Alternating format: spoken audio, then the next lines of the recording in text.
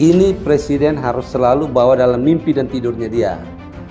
Presiden jangan berpikir publik tidak mengontrol dia. Jangan berpikir publik terhipnotis dengan kinerja pembangunan yang dia bangun. Jangan dia terhipnotis, dan itu seakan-akan publik terhipnotis oleh angka statistik itu. Ini moral obligasinya Joko Widodo. Kalau enggak, dia enggak soft landing.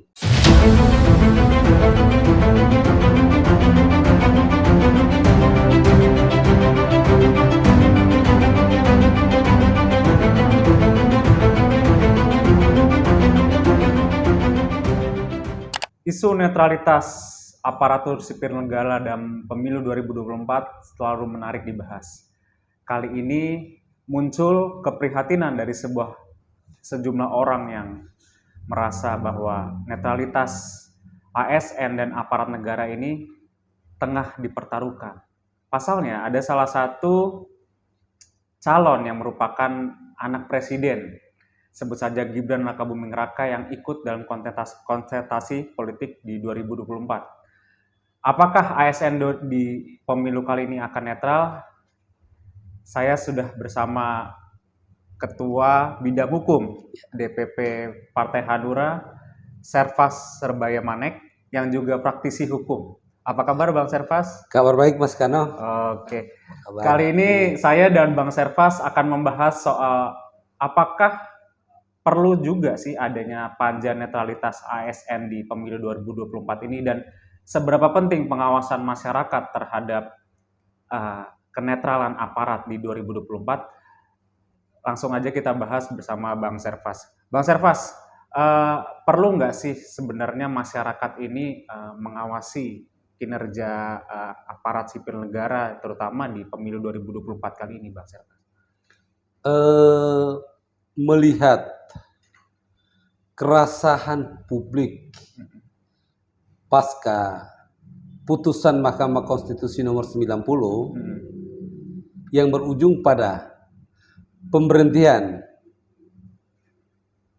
Anwar Usman sebagai Ketua Mahkamah Konstitusi, maka hari ini ada skeptis dari publik terhadap kualitas pemilu tahun 2024 yang akan datang. Kenapa skeptis?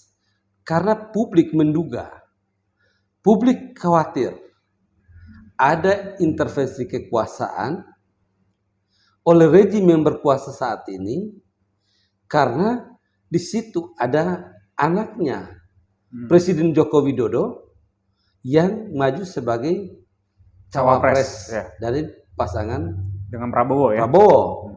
Nah, melihat sejarah pencapresan Prabowo Gibran yang sangat fenomenal, kontraproduktif dari aspek hukum, dengan lahirnya putusan Mahkamah Konstitusi meloloskan, maka publik menduga, publik khawatir, jangan-jangan ya pemerintah melalui segala perangkatnya mengintervensi kualitas demokrasi. Artinya ada kekhawatiran, Bang Servas pendapat ya, ada kekhawatiran di masyarakat, pemerintah ini diduga bisa ikut bermain memenangkan calon tertentu di pemilu 2024 ini, Bang. Sepakat. Patut diduga demikian. Kenapa? Hari ini presiden masih melekat segala kekuasaan ada dalam dirinya. Punya semua sumber daya. Semua sumber daya dimiliki oleh Presiden Joko Widodo untuk bisa mendukung putranya. Artinya ini sudah menjadi kekhawatiran publik akan kualitas demokrasi. Karena itu saya pikir harus ada satu wadah di mana wadah itu menjadi counter attack terhadap kekhawatiran untuk menjaga netralitas. Netralitas dari siapa? Netralitas dari perangkat pemerintah yang ada di bawah pemerintah. Ada ASN, ada TNI Polri, ada perangkat desa, atau sampai dengan perangkat terendah yaitu RT RW. Karena negara itu kan hadir dari tingkat presiden sampai dengan RT RW. Negara hadir di tengah masyarakat. Ketika pemerintah di organ tertinggi mendrive yang paling rendah di bawah untuk melakukan tindakan-tindakan yang diduga merugikan demokrasi, merugikan pemilu, maka kita sebagai publik, kita sebagai masyarakat punya hak untuk mengatakan wajib hukumnya harus dibentuk sebuah panja untuk menjaga perilaku etik, perilaku netral daripada ASN, TNI Polri, dan aparat negara yang lain. Negara lainnya yang melekat kewenangan. Ya. Bang Servas kan kebetulan juga berkecimpung di dunia hukum sudah lama ya Bang ya. Abang melihat celah-celah ketidaknetralan ASN untuk memenangkan calon tertentu, sebut saja di pemilu 2024 ini, di mana saja sih Bang celah-celahnya dan menggunakan cara-cara seperti apa sih? Kembali bahwa celahnya terlalu banyak. Kenapa? Karena ada melekat kewenangan. Ya. Kita kasih contoh konkret saja. Hari-hari ini ada dukungan dari Abdesi. Desa ya, desa bersatu ya. Pertanyaan publik adalah emosi ini lahir dari mana? Emosi dukungan ini lahir dari apa?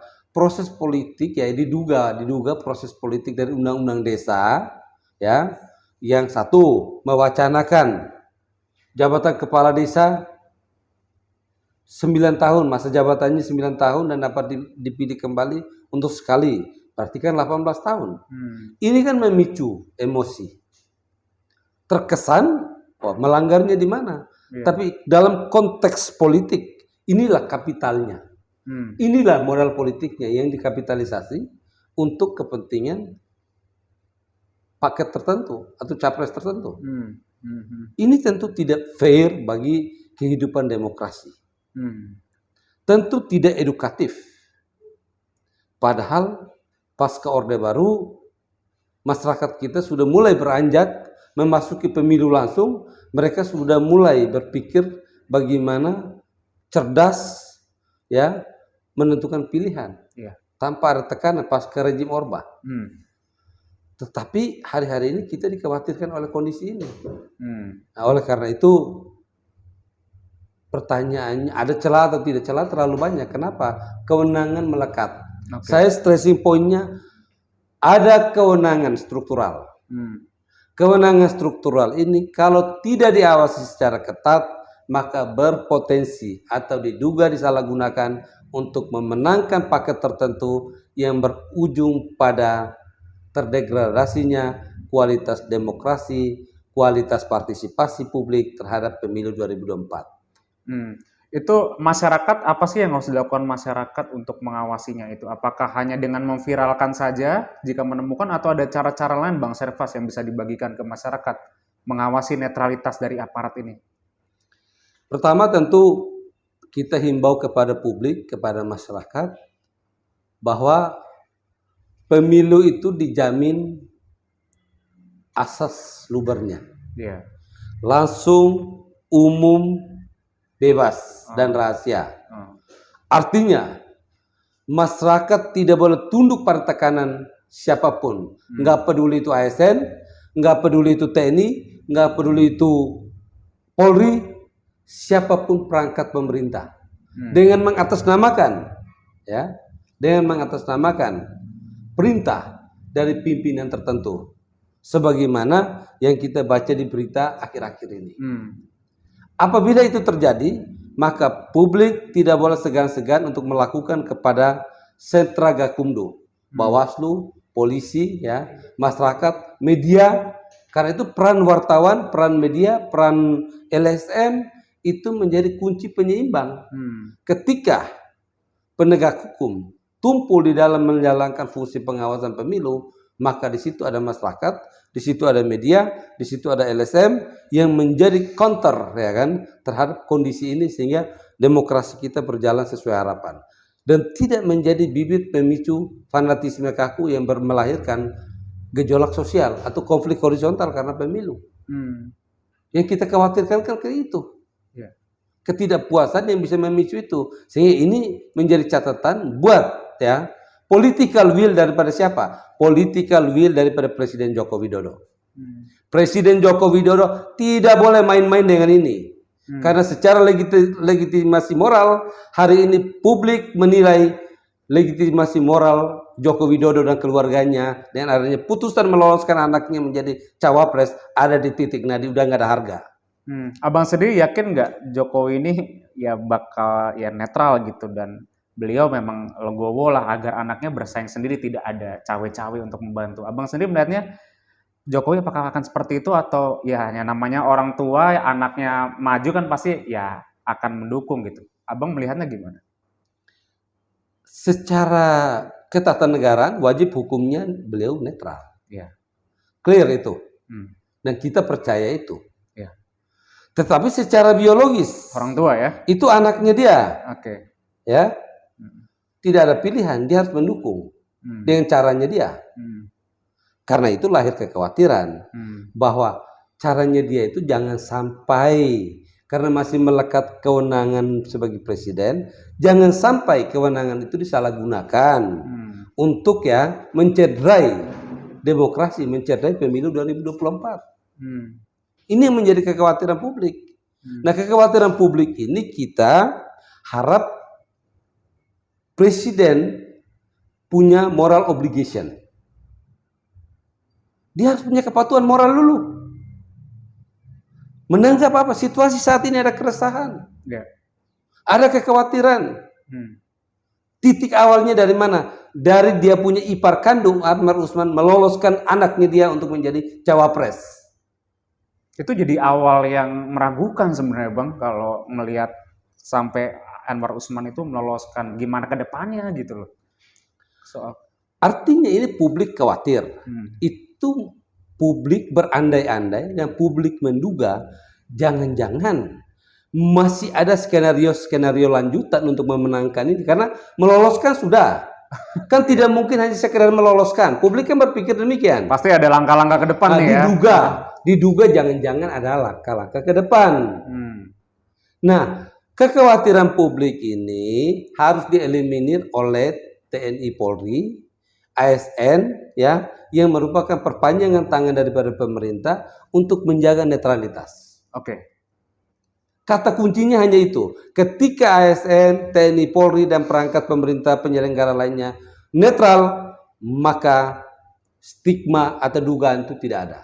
Oke. Tapi kalau tiba-tiba ada oknum polisi yang menempelkan baliho paket tertentu, mencopot baliho paket tertentu, publik mulai berpikir makin ragu, makin khawatir. Wah, ini bahaya ini. Jangan-jangan ada kecurangan. Nah, jangan-jangannya itu harus dibuktikan dengan netralitas TNI Polri dan polisi. Presiden harus punya moral obligation ya, dan political obligation untuk memberikan kepada publik garansi, ya kan, jaminan bahwa dia netral sebagai negarawan. Tadi Abang menyinggung peran TNI dan Polri ini dipertaruhkan ya untuk menjaga netralitas aparat-aparat di level bawah gitu ya, agar tidak ikut cawe-cawe lah dalam pemilu 2024 kali ini. Sementara kalau kita tahu ya ini ilmu cocok logi lah Bang ya. Kapolrinya ini kan Kapolri ini kan kebetulan kan pernah menjadi Kapolres Solo saat Pak Jokowi menjadi wali kota. Dan Panglima TNI-nya nih yang baru, Pak Agus Subianto, kebetulan pernah menjadi Dandim Solo. Kedua sosok ini disebut sebagai geng Solo. Nah, itu ada nggak sih Bang keraguan bakal netral atau apa gitu? Kalau melihat histori relasi personal,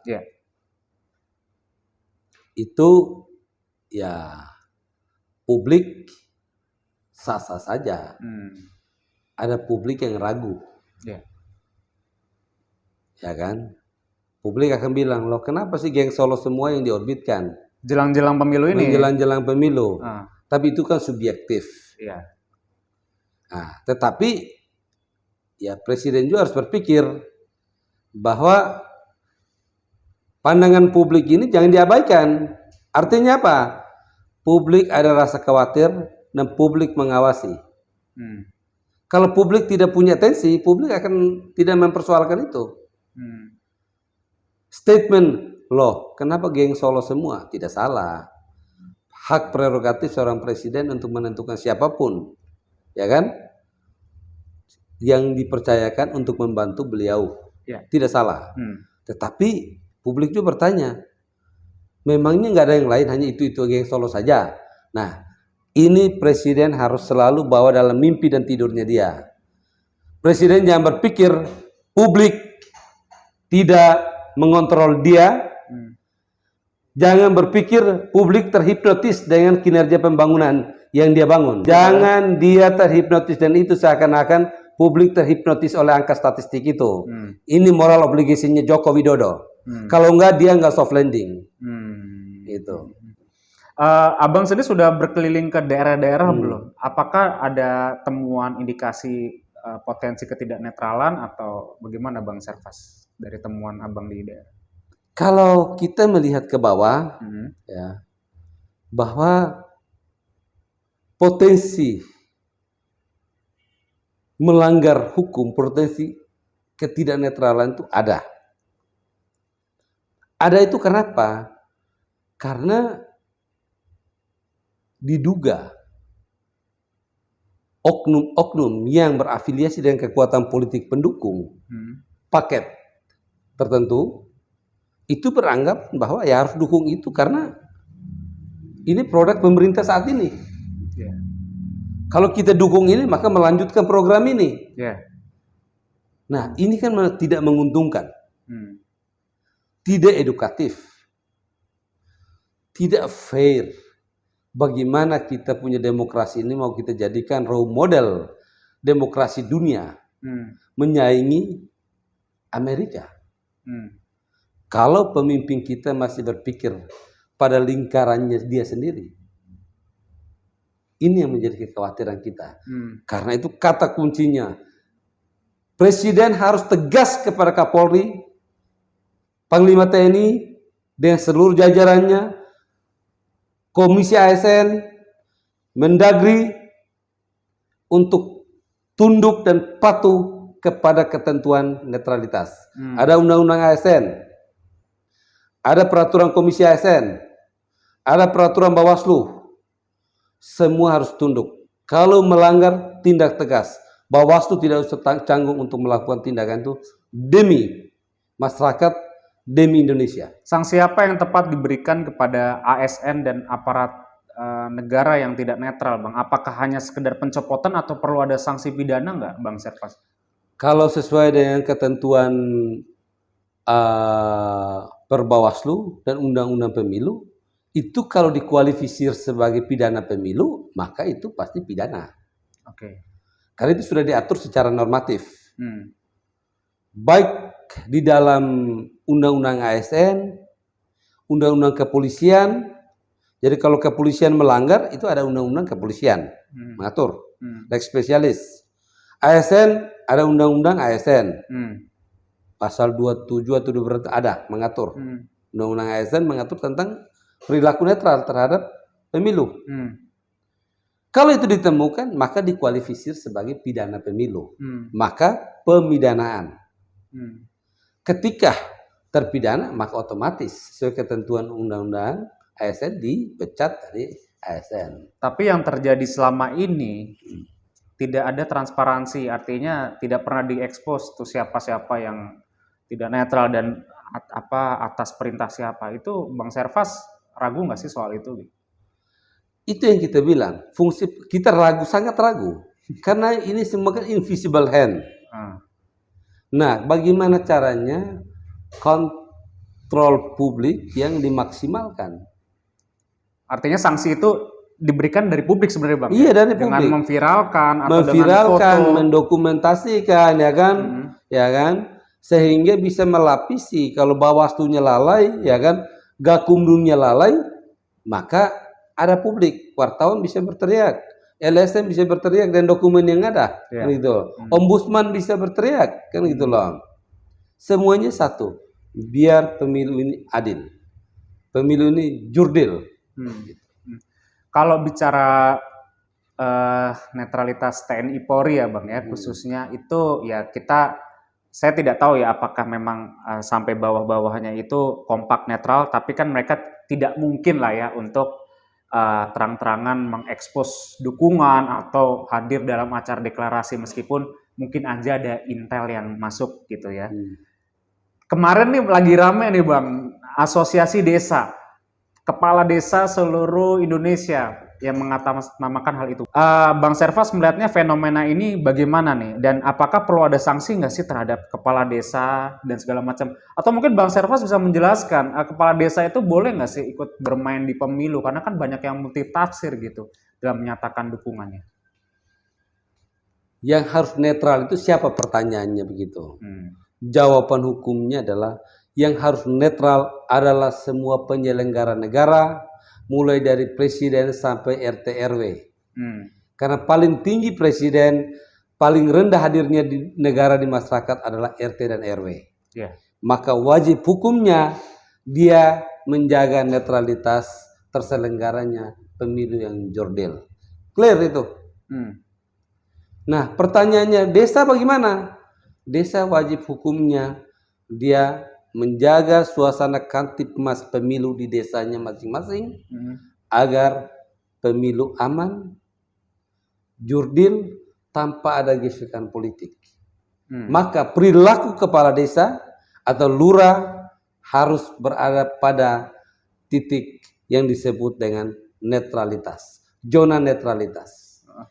Untuk kejadian yang kemarin di Senayan itu, Abang melihatnya gimana tuh? Apakah itu Bawaslu perlu nggak sih melakukan penindakan atau segala macam? Bawaslu harus punya gigi untuk mengatakan itu salah. Emang selama ini Bawaslu terkesan ini ya Bang ya? Bawaslu kelihatan ragu. Kenapa tuh Bang? Itu dia, saya beberapa kali langsung WA ke pimpinan Bawaslu. Ya, Bawaslu sebagai wasit, unsur penyelenggara, tidak boleh tunduk pada tekanan, tidak boleh tunduk pada dugaan pesanan, karena Anda dibayar dengan APBN, uang rakyat, untuk menjaga kualitas demokrasi yang adil buat bangsa dan negara kita. Bukan buat kelompok. Apa yang terjadi kemarin, Bawaslu harus melakukan tindakan tegas. Itu jelas-jelas bentuk dukungan nggak sih Bang? Karena meskipun kan tidak ada deklarasi gitu. Dengan dihadiri Gibran saja, Abang melihat itu sudah bentuk dukungan kepala desa belum sih untuk terhadap salah satu calon gitu? Jelas itu dukungan. Karena korelasinya Abdesi dengan Gibran itu siapa? Kalau Mendagri yang diundang, yaitu Mendagri pembina. Gibran siapa? Gibran kan cawapres. Dia hadir, maka itu adalah bentuk ya, diduga sebagai dukungan politik kepada paket tertentu. Itu masuk indikasi pelanggaran ASN Bang? Pelanggaran, itu kategorinya pelanggaran penyelenggara negara. Itu penyelenggara negara. Kategori penyelenggara negara itu harus ditindak. Mendagri tidak boleh diam itu. Tapi tidak ada respon sepertinya dari Kemendagri soal peristiwa-peristiwa yang kemarin. Ya itu makanya kita sentir Pak Mendagri. Pak Mendagri jangan diam. Pak Mendagri harus merespon sensitivitas publik. Jangan sampai Pak Mendagri ya di stigma diduga berafiliasi dengan kekuatan politik tertentu. Ini hati-hati. Karena publik pasti akan selalu memberikan pengawasan super ketat. Apa yang terjadi kemarin itu merupakan bentuk dukungan. Lain halnya kalau semua cawapres diundang hadir di situ. Tapi hanya Gibran yang datang. Hanya Gibran. Itu apa? Patut diduga sebagai bentuk mobilisasi dukungan. Sanksinya apa tuh Bang yang bisa diberikan kepada kepala desa yang hadir dalam acara-acara seperti itu Bang? Nah, Mendagri pasti punya instrumen hukum. Bisa mencopot. Dia bisa mencopot melalui badan pengawasan desa, BPD atau apa, ada organnya. Ada organnya yang mengatur itu di desa. Ada perangkat aturannya. Tidak boleh tidak. Itu loh. Kalau itu dikualifikasi sebagai pidana pemilu ya dipidanakan aja. Makanya kita akan laporkan itu ke Bawaslu. Oke. Gitu. Untuk antisipasi ke depan, untuk menutup celah Bang terjadinya hal-hal seperti itu, karena kan saya sebagai warga juga melihatnya miris ya, maksudnya kepala desa kok bisa seperti itu. Mungkin bukan hanya kepala desa, mungkin ke depannya bisa saja oknum RT, deklarasi RT mendukung calon ini, deklarasi RW mendukung calon ini gitu. Bisa. Nah, untuk menutup celah itu Bang, agar tidak ada acara-acara dukungan seperti itu atau deklarasi-deklarasi seperti itu, apa kira-kira yang harus dilakukan oleh pemerintah, Bang?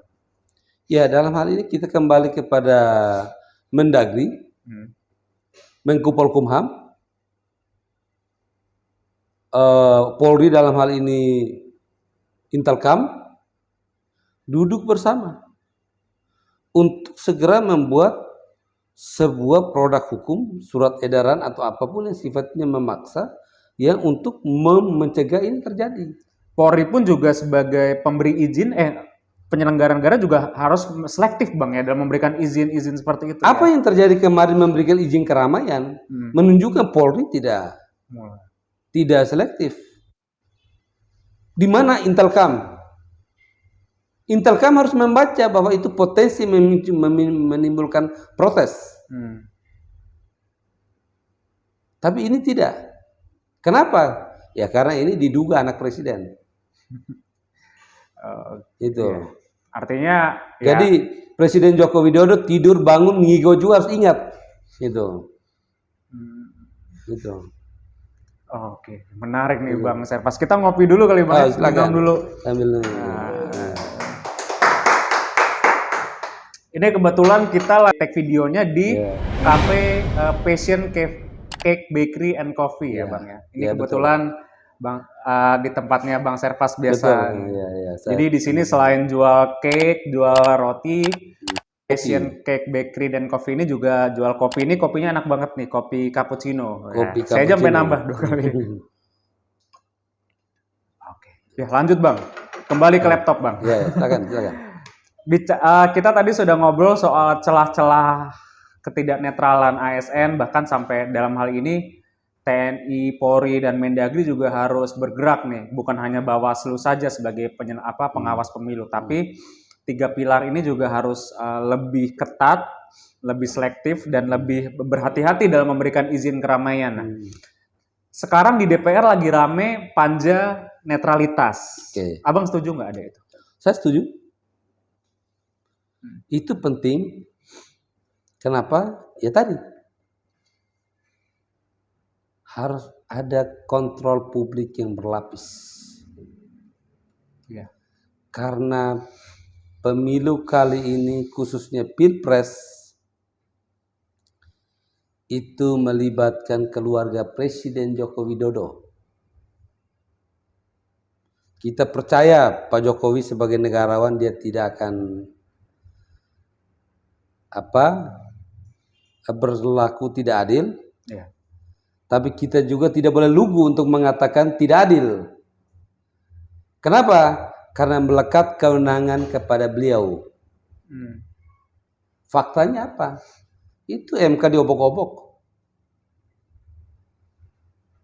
Itu titik epicentrum isu politik hari ini, membuat arah ketidakpastian itu putusan MK. Itu awal yang buruk. Awal yang buruk buat demokrasi Indonesia. Jadi harus dikawal ketat. Itu rezimnya siapa? Rezimnya Joko Widodo. Dan jangan sampai pemilu 2024 ini jadi pemilu yang paling tidak netral dalam sejarah yang ada ya Bang? Sejarah. Ingat, reformasi itu dibangun, direbut dengan darah. Maaf kata, ketika itu Pak Joko Widodo, dia tidak terlibat secara langsung dalam demokrasi. Mungkin. Belum ya?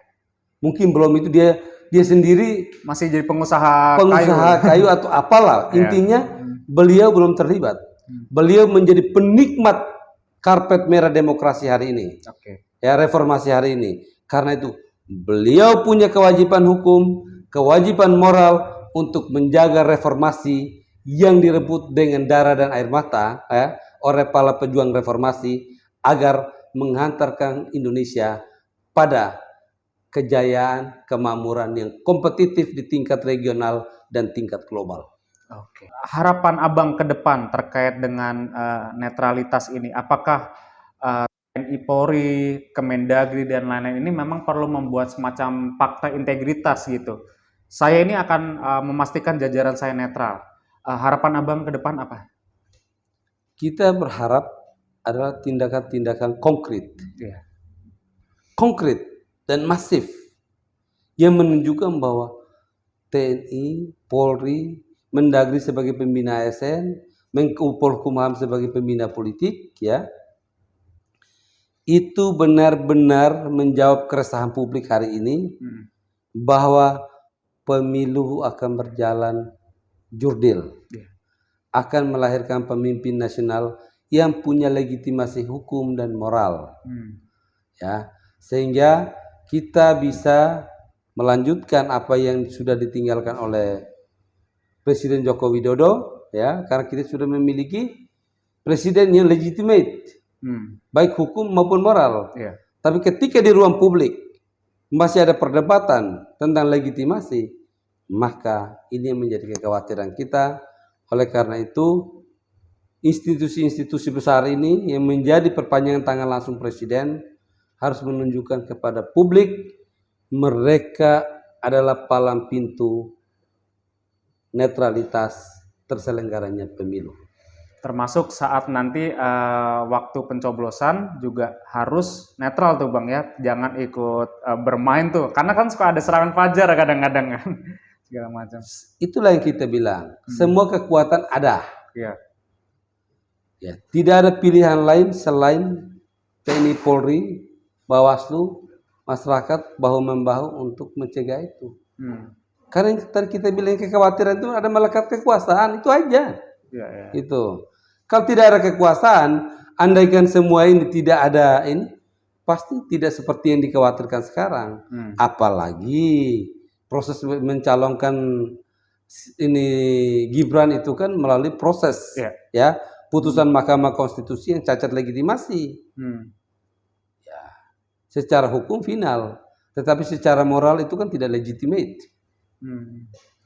Jadi dengan mencopot Anwar Usman ini langkah tepat sebenarnya Bang ya untuk menghilangkan adanya potensi konflik jika nanti ke depannya bakal ada gugatan-gugatan lagi. Itu terbukti bahwa putusan 90 tidak punya legitimasi moral. Ya. Tapi karena norma daripada Undang-Undang MK mengatakan bersifat final, maka itu dijalankan oleh KPU. Meskipun masih ada ruang-ruang perdebatan hukum oleh para ahli hukum, tapi ini sudah jalan. Yang jelas tidak ada legitimasi moral. Maka ke depan masyarakat harus berpikir pemimpin harus punya legitimasi moral. Oke, mantap. Bang Servas, terima kasih ya. Terima kasih. Terima kasih. Obrolan saya menarik banget dengan Bang Servas ini.